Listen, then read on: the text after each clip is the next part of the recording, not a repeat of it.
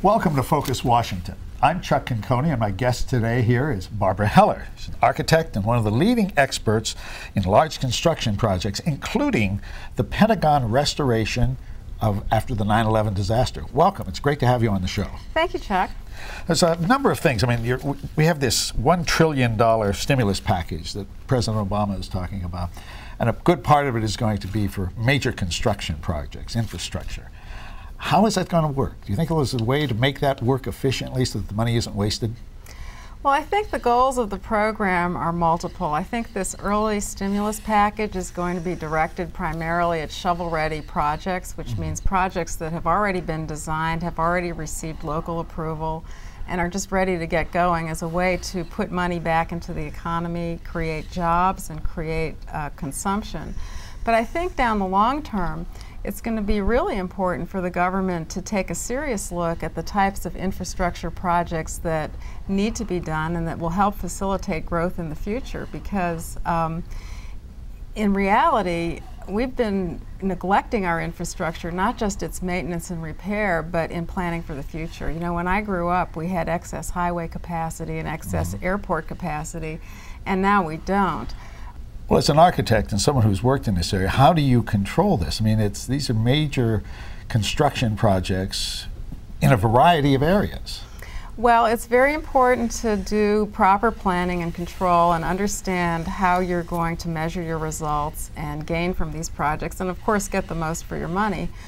You know, I think President Eisenhower approached the interstate highway projects with a military orientation. He was used to creating supply chain infrastructure for military troops, and he sort of took the same approach with the interstate highway. In fact, every 100 miles along the interstate highway there is a 1 mile flat straight strip, because it is an emergency airstrip. Oh. Not very many people know that. I never knew that. But you really believe that government can really give good leadership in this? I mean, this, what we're talking about, is the kind of leadership you can offer.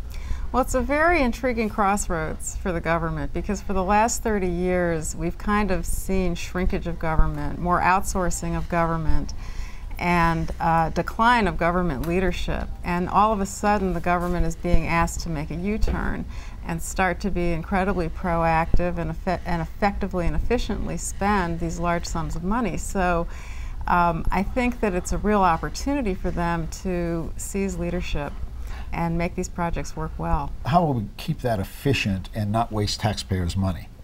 Well, I think one of the things the government has to do is craft a really strong leadership role for itself. And I think that there are precedents for that. I think that the Pentagon renovation is a really good example, because not only was the damaged wing rebuilt in 1 year under budget and on schedule, but the rest of the renovation is also under budget and on schedule, because it had particularly effective leadership. It had excellent procurement. It used an incentive system for its contractors, and it demanded accountability. So I think that with the right leadership and the right organization, the government can be very successful. How can they do that, though? I mean, now you run a consulting firm that you founded, DC Strategies. Is this what you do? Do you help government do this kind of thing? Or do you help the companies do this? Well, what we do is, in many cases, is study the work process and point out ways that it can be made more efficient through the use of technology. But I think that there are both technology issues and cultural issues that the government's going to have to address, because the construction industry, even though it's the second largest industry in this country, is essentially an agglomeration of cottage industries. And each one of them operates with some autonomy.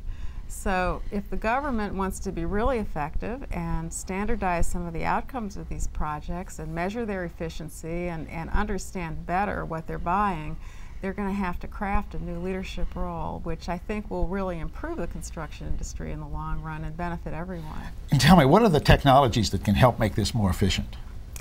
Well, there's building information modeling, there's geospatial technology, there are all kinds of analytical tools, there are even ways for somebody in a central office to communicate with the bulldozer operator who's grading a road to give them geospatial coordinates that allow them to do their work much more efficiently.